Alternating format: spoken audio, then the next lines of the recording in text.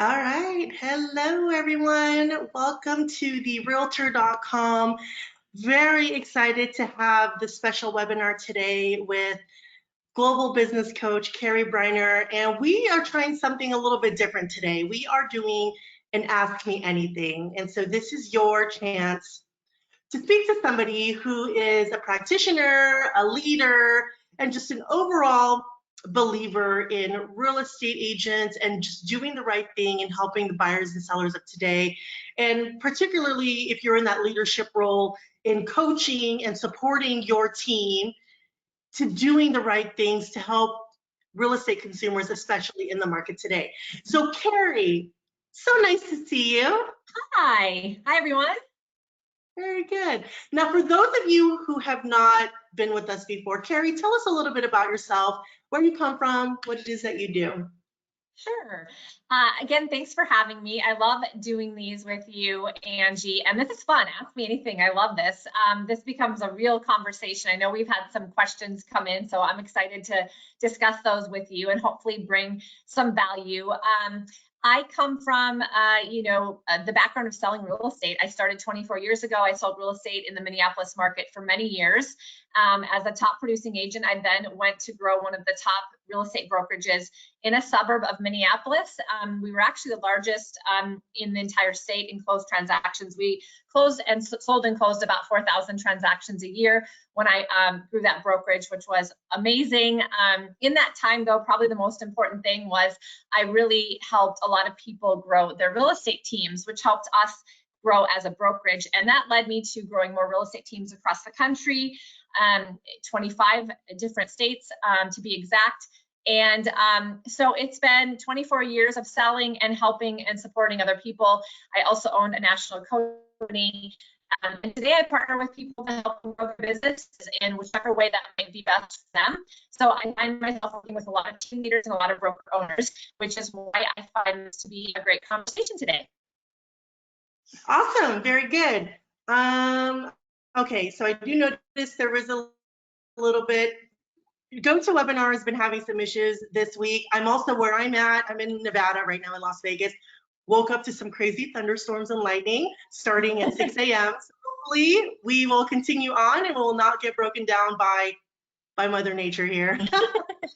All right, so let's just go ahead and dive on in because we have some really good topics. And a few questions that came in were all really surrounding two primary things: market shift and this category of like generational marketing, like working with millennials versus Gen Xers. So we put together some information for you all today, and hopefully you can leverage what Cari's going to share with you and bring it back to your teams and really help you in encouraging them even in the market shift that we're doing today. So, and if anybody has additional questions as we come along here, please type them into your questions area of GoToWebinar in your control panel, and we'll definitely catch it along the way. We're just going to keep everybody muted just to avoid any other distraction in the thunder.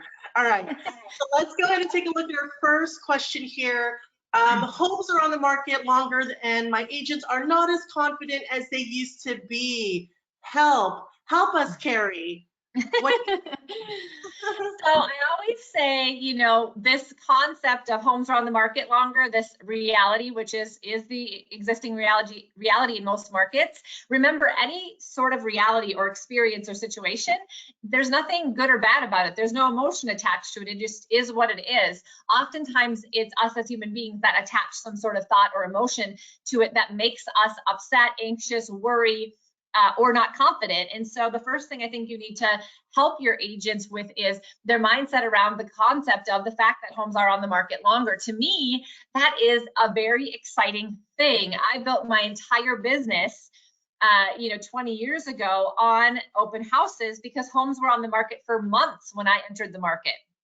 And we had to learn how to market properties and do multiple open houses and get these properties sold. But on the flip side, it was a really, really great opportunity to meet a lot of people, build my database, and grow my business. I built my entire business off of finding clients in open houses. So, in this last market of the last couple of years, you know, especially those that maybe have found themselves newer to real estate, many of your agents probably are, they've never been in a market where homes have sat on the market very long. And so open houses were not as common because homes were selling quicker than we could even do an open house. And sellers were like, do we really need to do an open house? Because it's going to sell anyway. And it took away an opportunity from the agents to really get out there and sell and market a product to help them continue to grow their business.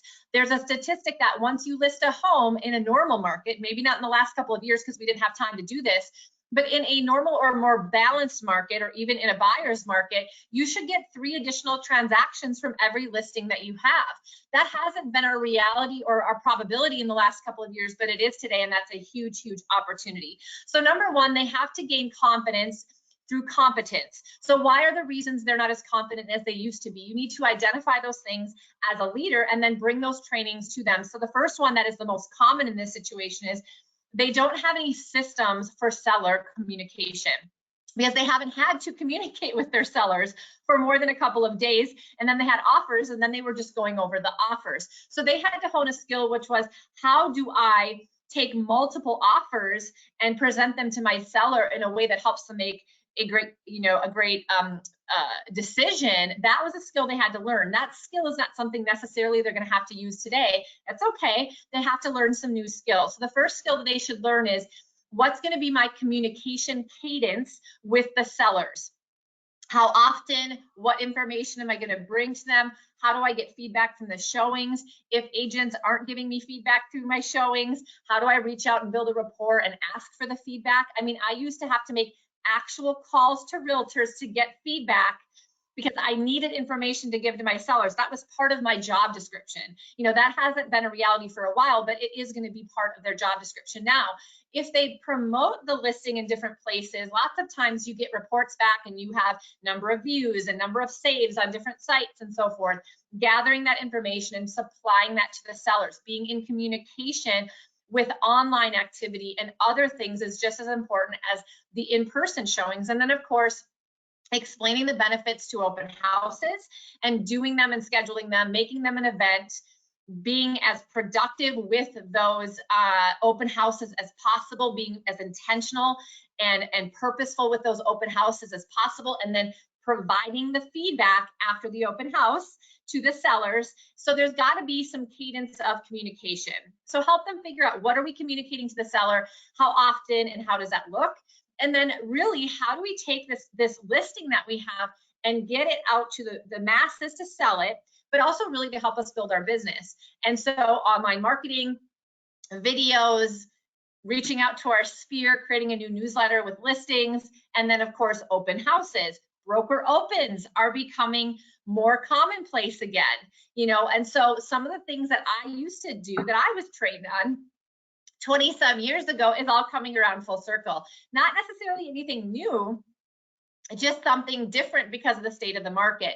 So homes are on the market longer. Awesome. It's just what it is. It provides a great opportunity. We have a great product to sell. How do we take advantage of it? Switch their mindset and then get them into a couple of things that they're worried about that they've not had to learn before. Help them create those systems, train them on that, and then they're going to feel a lot more confident to go out there and get listings.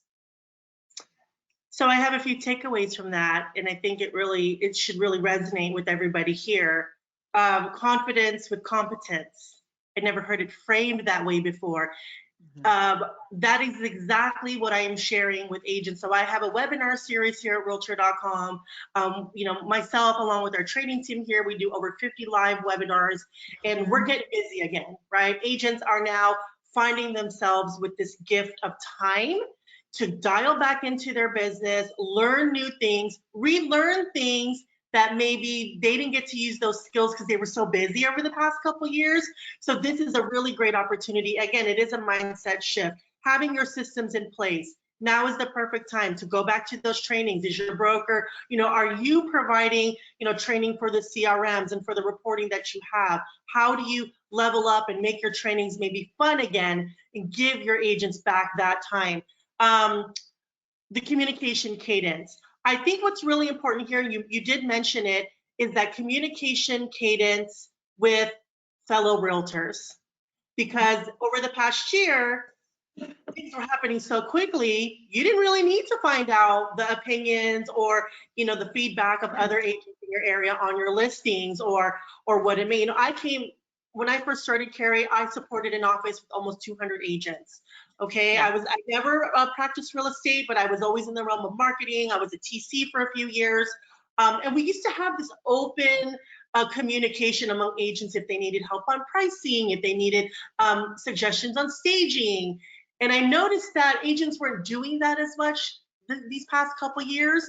And so I love this notion of creating that communication cadence amongst each other so that you really build this network. Because here's the thing is, you're really not this is a partnership. We are all partners in this industry, right? And we all should be uplifting and helping one another. So really love that. And last thing I have to pitch, because you talked about reports, those reports on your listing, those reports for your buyers on realtor.com. If you have a listing, we actually have seller reports and they're beautiful. I will say our marketing team does a pretty good job. Use that at your listing appointments or use that to create that communication with your sellers, and it shows you the traffic that you're getting from realtor.com. They'll think you're amazing. They'll think your agents are amazing.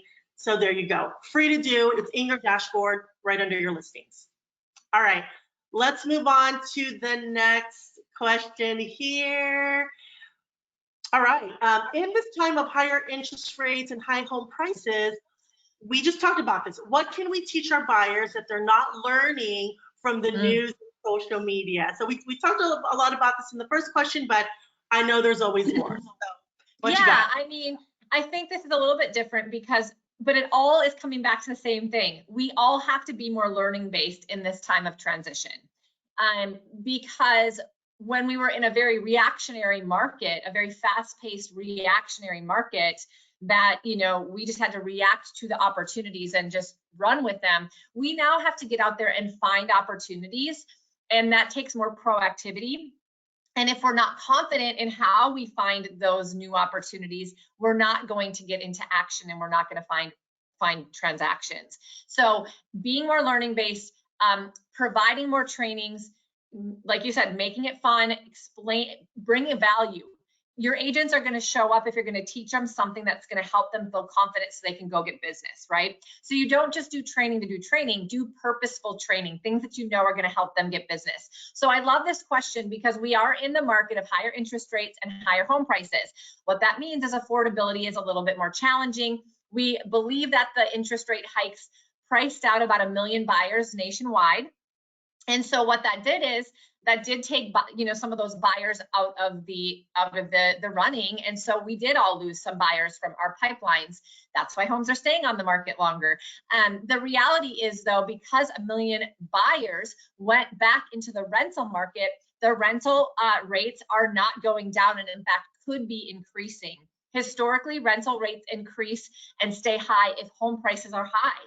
And so what that means is, yes, it could cost somebody a little bit more to get into a home right now in terms of the monthly payment, but if it's costing them more to rent anyway, sometimes we just have to be able to educate and show those comparisons.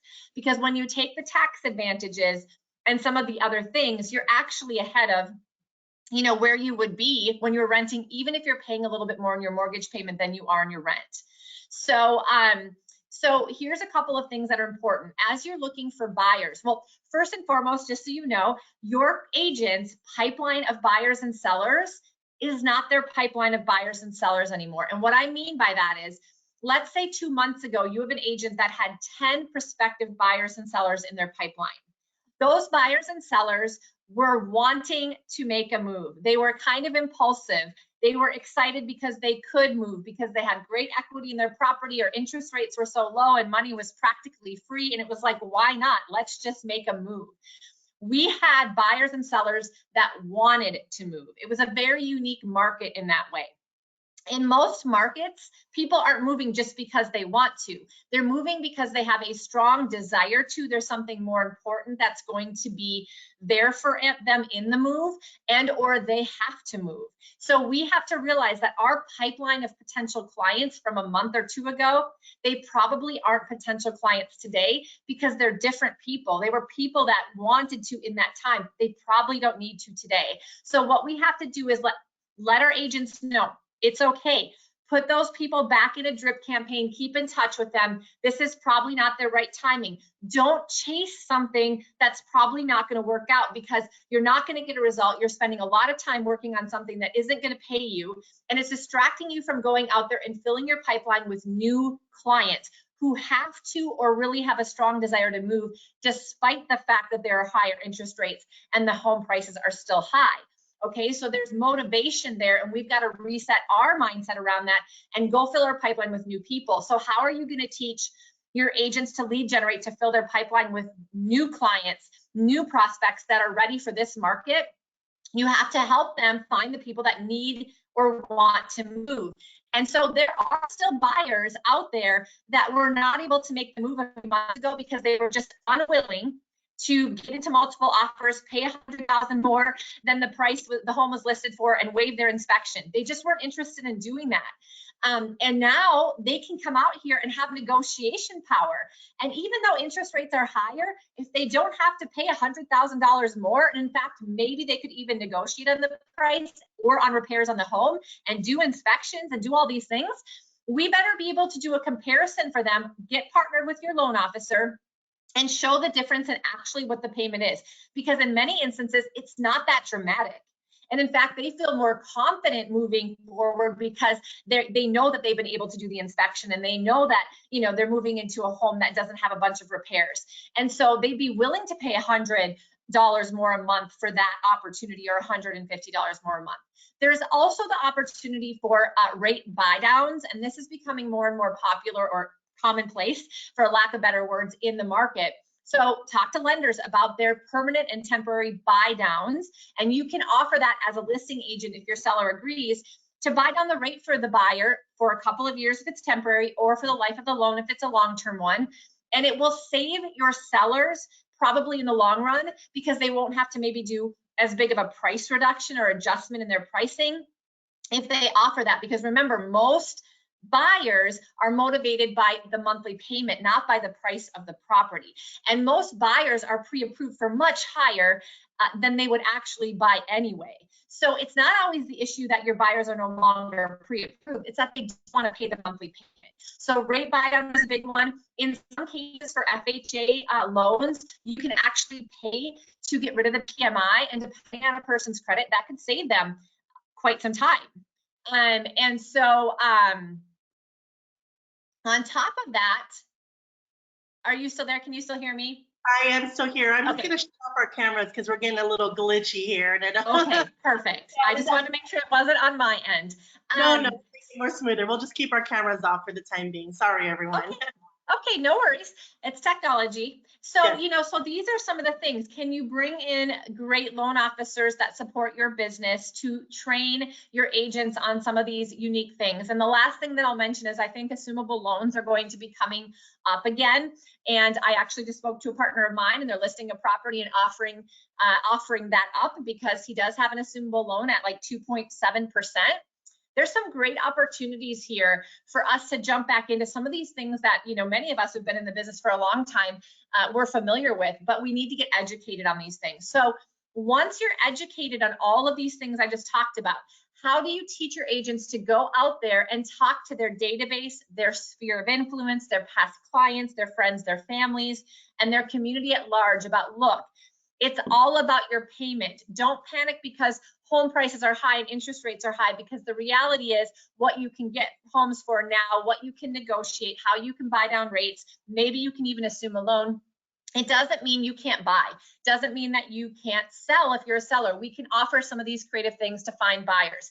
And they've just got to be out there knowing these things so they can share them, because once we share this information, people are willing to raise their hand and say, tell me more.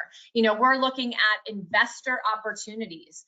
This is a very, very, very good time for investors to come into the market because homes are staying on the market longer. There is more negotiation, and they don't care about interest rates because usually they're paying cash or they're financing very little.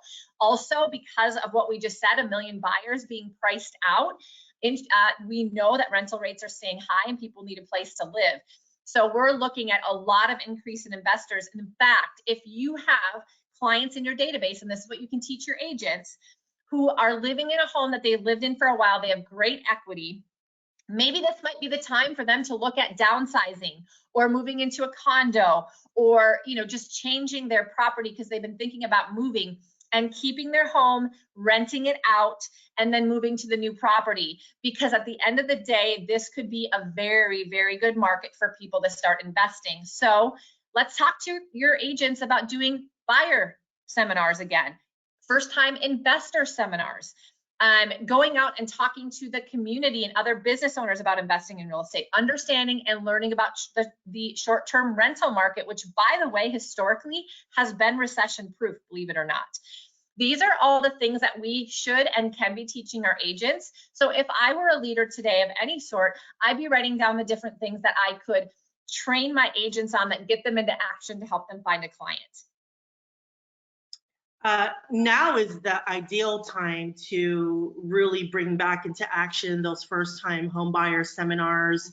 You can easily do those now digitally. You can do them virtually is what I mean. Zoom calls, invites, really great way to showcase that knowledge to prospective buyers out there. It's that, like you said, Cari, it's that tell me more mentality. The more that you can offer value, the more you can educate someone, it gives them more of that trust and loyalty. Because you're teaching me something, I'm going to keep coming back to you. And at the end of the day, when I'm ready to make the next move, you're going to be the one that I remember. So I love this building of our brand and building of our marketing strategy and all of this through communication. So really, really good nuggets. I want to go ahead and move on to our next section here of generational trends. Things seem to be sounding better now that we have our cameras off, so I'm just going to keep them off for the rest. So generational trends. The National Association of Realtors every year, they put out, as we know, the home buyer and home seller report. And then after that, what they do is they take a subset of it and they do the generational trends. You can find this report in your member portal. It has great information and data that you can use in your day-to-day coaching. Cari and I wanted to bring some of the stats into this presentation because it really comes into play when we are trying to have this communication cadence and really understanding how to educate buyers and any consumer that's in real estate today. So I'm just quickly going to highlight some of the stats that you see here, and then Cari will help us tie it all together. So first, as we all know, millennials are the dominant shopping group here in the industry, in all industries actually across the board. But Gen Z made up 2% of each home buyers and home sellers within the past year of real estate. Gen Z. Okay, so something to really think about as we're thinking forward and how we're communicating, how we are educating, the future consumers of real estate. Millennials were the most educated. 90% of younger millennials had at least an associate degree. So that was actually a surprise to me when I read that. So millennials were the most educated. Boomers moved the furthest distance, right? Primarily to be closer to their family and friends, and we're more likely to downsize, as we all know this, all right? Let's see, young millennials use tech, but are the most likely to use an agent in their purchase process and most likely to use an agent to sell their home. So I really love this because agents come up to me all the time, Cari, and say, people that are looking online or searching realtor.com, they're never going to use a realtor. They're going to use the technology. They can transact on their own. So I love that this really debunks the myth out there. People still absolutely want to work with a real estate agent or need to work with a realtor professional, whether it's to buy or to sell. And then last here on our list, 1 in 5 millennials and Gen Xer buyers compromise on the condition of the home. So Mhm. I brought some of the charts here, Cari. I'm going to pull the first one up and talk us through this generational shift and how should we be communicating to the different cohorts of buyers and sellers out there? Yeah, so I thought this was really interesting, you guys, because this is also a really good, this is a competence leads to confidence thing. If we know that a lot of people are compromising on the condition of a home right now, and they are, and the reason they are is because high interest rates and high home values, right? You just don't get as nice of a home for the money anymore. And the first time home buyers or the younger buyers, the Gen X and the millennials, they have to compromise. And many times the location, the school district, things of that nature are more the layout of the home. Those things are more important than the finishes or the repairs needed. The good news is today they hopefully can do an inspection and know what they're in for. They can possibly negotiate on some of these things, whereas just a month or two ago they could not, and they were getting themselves into positions that they didn't know. So are you and your agents educated on what is the cost recovery on these remodeling projects so that you can bring better value to buyers and sellers alike when you're pricing properties for listings and when you're representing buyers? I mean, this would be a great slide to share in a buyer seminar, right? So that they understand, like, where are we going to invest our money and where do we get it back? Because part of what we have to continue to re-articulate to people is home ownership should not be a short-term money-making venture. You know, maybe it was the last few years, but that is an exception to the rule. Home ownership has always been a longer-term wealth-building opportunity and an investment. And so if they understand that they're getting into something that they're going to enjoy and live in, that's going to provide them safety and security and stability and a place to raise their family or just a place to enjoy life, then they can slowly but surely, you know, remodel the property or fix the things that need to be fixed. And they can understand, though, that yes, there is an emotional and a joy factor to that, which we'll get to, but we have to know that it is an investment they're making too. And so are we confident in these things? And I think this is a great slide because this can be something that stands your agents apart from the competition when they're going on appointments. Here's the next one that really, the joy score. Talk to us about the joy score. I mean, so this is what people make decisions on, right? They want to go remodel the kitchen because it brings them the most joy because they love having their family and friends there. And, you know, it's what it changes their quality of life. But, you know, what does it do to the actual investment? And that's where these things are different. But, you know, help people to not make emotional decisions, but to understand the actual financial ramifications or benefits is your job as a real estate professional. So also when listing a home, you can look at these things and say, like, these are the things that are going to emote in your buyers. So let's paint the house because it's the least expensive, but it's going to be helping people you know, make a decision to buy your home. So this could be a great tool when thinking about looking at listings and are they going to invest any money into their home? Not probably much in a market that's shifting, but there could be some small things that are not very expensive that can make a big difference in getting the home sold or not. And then of course, just understanding what is important to buyers and talking them through. We know these things are going to give you quality of life and you're going to love this of your home, but let's make sure that you know what it does for you financially long-term too. So I just think these are awesome graphs. You know what I see in this graph, Cari, as a marketer and a content creator, I see a list of 15 themes and topics that I could be creating on social media and in my marketing campaigns. Right? Yeah, I could see it. There's 15 things here, right? Every right. week I could do a post about paint. I could do a post about how to renovate a new home office. And these are the things, knowing that it brings majority of people joy in their search for a home and having a new place to live. Why not, you know, inspire that joy through the channels that you're trying to connect and nurture your people? So love this Love it. idea.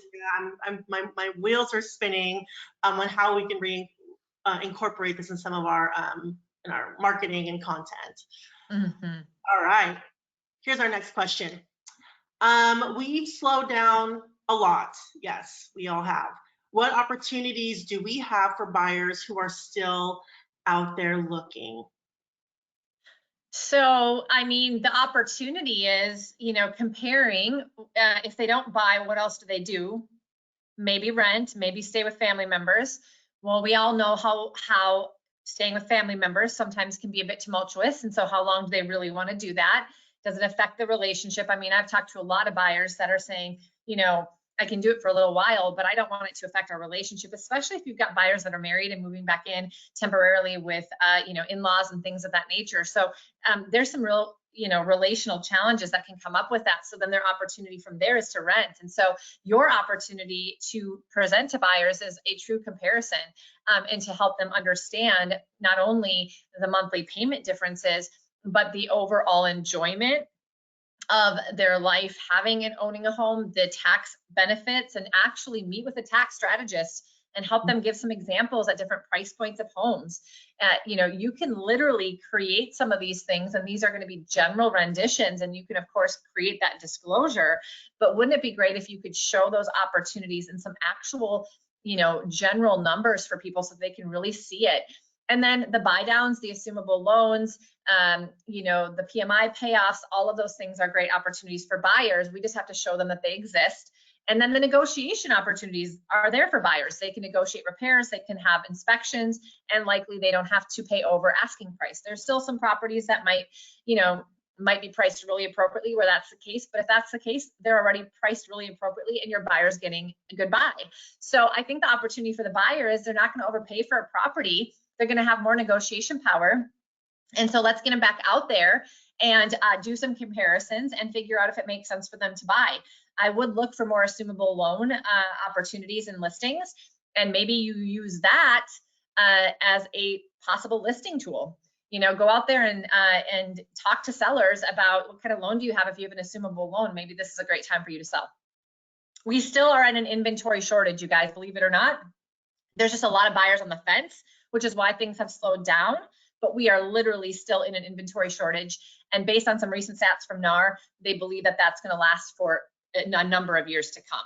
So buyers are going to start to come off the fence again. And we need inventory. We definitely are going to need more inventory. So assumable loans might be something in a strategy to get more listings. Really quickly, I want to share an analogy with you that was really helpful to me. I actually was speaking with another coach the other day. This might be a great analogy for you all to share with your agent, because this statement, we've slowed down a lot.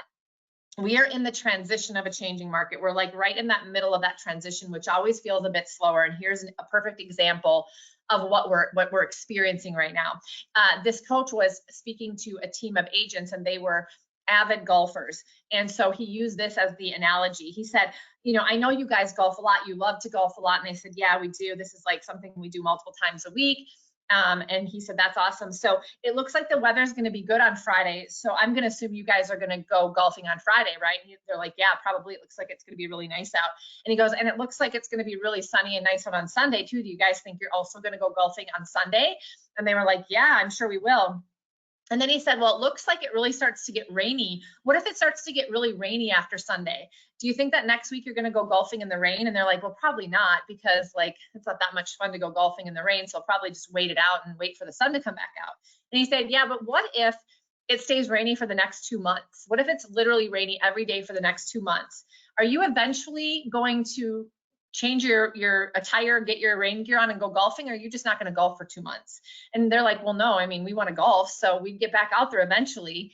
And so the idea behind it was, look, right now people are in that position where they're waiting because they don't know if the sun's going to come out again, and they just want to wait for that. But if the sun doesn't come out for another month, people are still going to need and want to move, and they're just going to say, okay, well, it's not changing, so we're just going to go forth.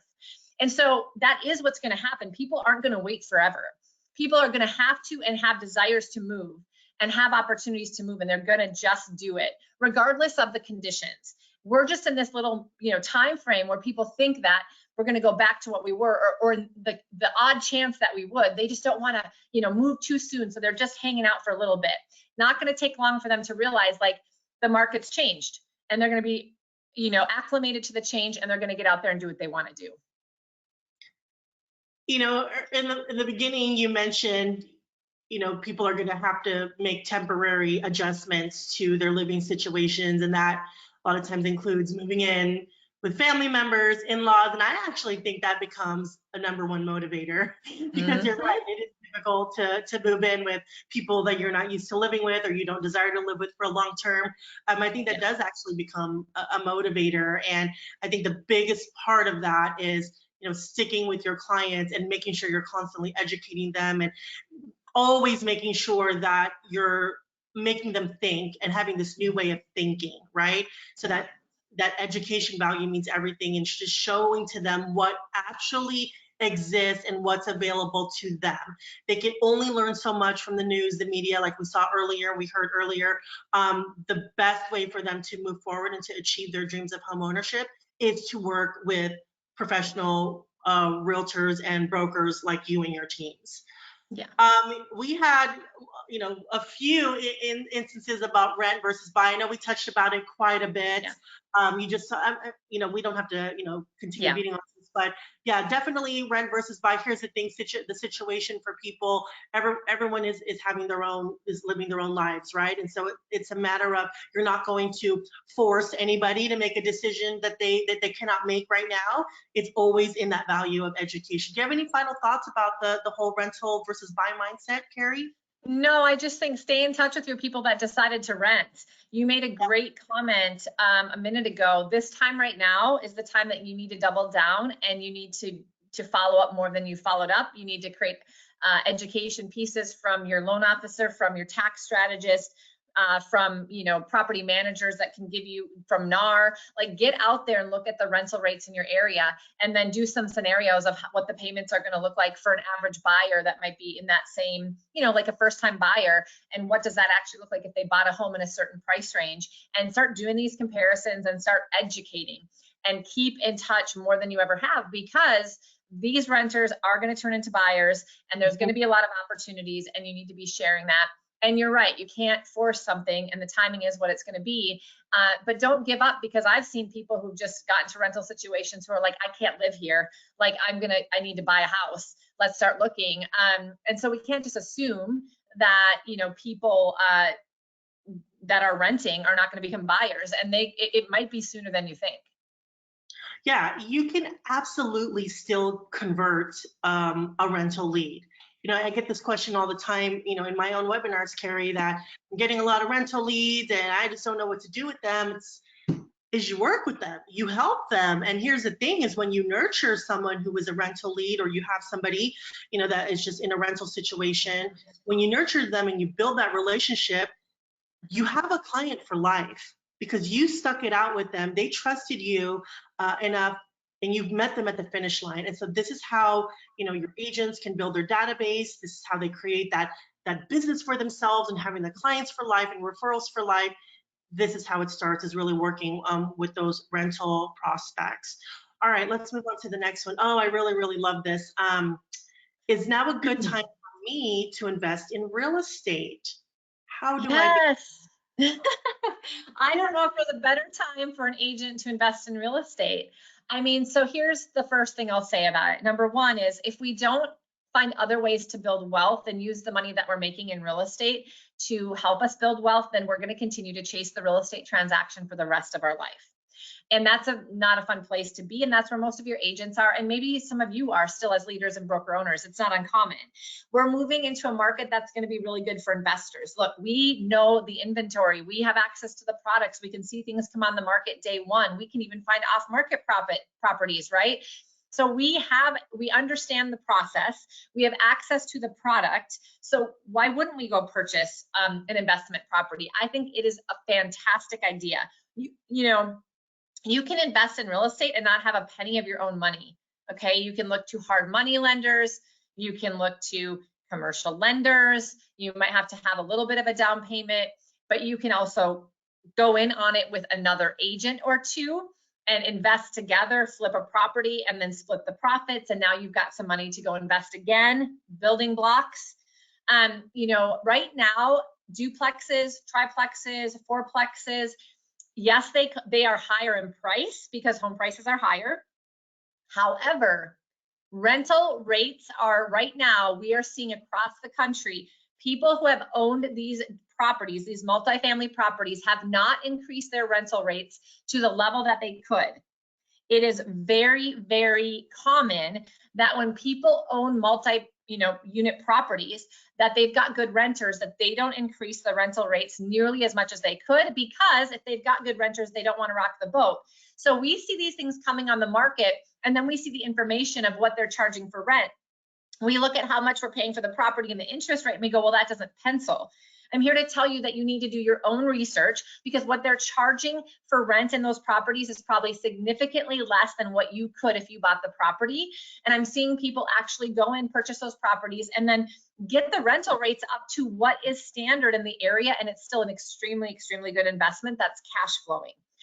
Short-term rental investment is a really big deal right now. Like I said earlier, historically in the last downturn, the short-term rental market actually grew in the downturn of the market because investors had money to put somewhere. And even in times of recession, people will still spend money on vacations and memories made with family. However, they'll do it differently. And typically they're going to go to short-term rental properties where they can share it with multiple family members and spend a lot less money than they could in a resort or a hotel. And usually they're also driving to destinations, so those emerging markets, those smaller markets, right? But there's also just a great time to invest, because right now we've got 1 million buyers that couldn't buy, and these people need a place to live. And so it is a great, great time for you to invest. We're doing some free, investor seminars, so you guys will have a way to reach out to me if you want to be invited to them. But I would also find somebody who has been an investor as a realtor and get them in to speak to your team. And you should lead the charge. If you can start your investment in this time of this change of the market, and then teach your agents and be transparent and share what you're doing and help them do it, it's going to be a great opportunity, because then guess what? When your agents actually have the experience, they can go out there and have more credibility to find other people to help. And now they can go find multiple people in their sphere of influence that want to be first-time investors too, and they'll be able to use that as a way to continue to stay busy and make money in this market. I really love the concept of having that education platform, that first-time investors seminar, and continue to provide value. I'll say, I'm on the industry relations team here at Realtor.com, so we support MLS and associations, at their conferences, at their educational events, and there's always a real estate investment track. Everyone that I go to, we have NAR coming up in a couple of months here, and they have several investor topics that are on the agenda. And so these are really great places to learn from peers and others. So whether it's NAR at the national event, or it's your state or your local association conference, look out for those. I mean, even if, I just came, Cari, from the National Association of Hispanic real estate professionals, and they had a whole half day of real estate investment speakers there. So really, really great opportunity. This isn't something that people commonly talk about in real estate, but for those of you, you might have agents or even yourself are thinking or kind of tinkering about this, now is absolutely the good time, just like Cari said. So lots of resources out there. And, Cari even said you can reach out to her. She has lots of resources through her social. But, this is actually the end of our questions, Cari. We can come back on camera for a minute just so we can wrap it up here. Let me turn my camera back on. Let's see here. Let me know if you need help. All right. Let's see. Let me see 1 second. It's just taking a second. Here we go. There we are. Cool. All right. So here is how you can connect with Cari. It's very simple. You just look her up on any platform. She pops up. I'm there. Yes. And what's really great is that Cari actually, she does on Facebook. Do you still do the weekly lives, right, Cari? Mm-hmm. Yes. Yes. Facebook. Really, really love that series. It's called Real Talk, where you discuss real life, real business, real estate, real growth in real estate. So really nice little short moments of just connecting with your audience, your friends, and your followers on there. So there's how you can find Cari. And then if you want to learn more, or you want to offer more educational training, Here at Realtor.com, we offer over 50 plus live trainings and webinars per month to our customers, to realtors, to agents, to your teams. So please check out our website. And if you see something on there, if you have a team and you're looking for opportunities to bring something special to them, reach out to me. We can definitely work on something and bringing you an educational moment to help you and support your team. All right, Cari, any final thoughts? Any final words of wisdom? No, other than if you do want to look at some of the trainings that I have provided, in fact, that one that we just talked about on investing in real estate, there's a phenomenal training that we did with a woman who has built her entire portfolio as a real estate agent, and she's now investing across the country, and she started with essentially really not much money and has now leveraged those properties to have money to get more. And she talks about the benefits and then how you can go talk to your sphere of influence about why maybe they would want to invest in real estate too. When you're looking at, just your clients that have great jobs in corporate America, why maybe would it be a benefit for them to invest in real estate? We know that that's been the safest investment that anybody can make historically, and millionaires all are pretty much millionaires because of their investment in real estate. And so with that, she just provided some really great things that you could take away and bring into an investor seminar. So if you go to my YouTube channel, which is just my name, go to, scroll to the bottom of the playlist, and we just have basically recorded all of those guest speakers and those trainings, and they're free to anyone. So you could literally show them at a team meeting if you wanted to. We just hope to come from contribution. If we're spending time, sharing this with our own people and we're recording it anyway, and we get these great speakers to come in and share with us, we love to share it with anybody and pay it forward. So please utilize that if you'd like to. I'll pull those links and we'll make sure our audience here gets those today for convenience, and also some of them to connect with you, Cari. All righty. Awesome. Now, I just want to open it up. There's quite a few people here. If there's any questions, comments, go ahead and type it in. Let us know while you have us both here. But in the meantime, I will start saying thank you to Cari for your time. You always bring such great value. We are recording this today, so you all will get a recording of it as well. So if you have colleagues or you want to share it with your team, maybe rewatch it again. I know we jam-packed quite a bit of information in this session, but you'll have that, okay? And then again, at any time, if you need to reconnect with us or you have any further questions, please don't hesitate to reach out. Really, we will. Cari and I, that's one thing. We're really great communicators. As busy as she is, I'm kind of busy. We always make sure that we get back to our customers, which is you all. All right? Yes. Okay, cool. I think we're good. Cari, have a great rest of the week. Yes, I'm glad it all worked out, even though we had a few little technical issues. I think it was just great coming off screen and on screen. So hopefully you all were able to understand it. If there was something unclear and you do want us to elaborate on something, just reach out to us. We're happy to do that.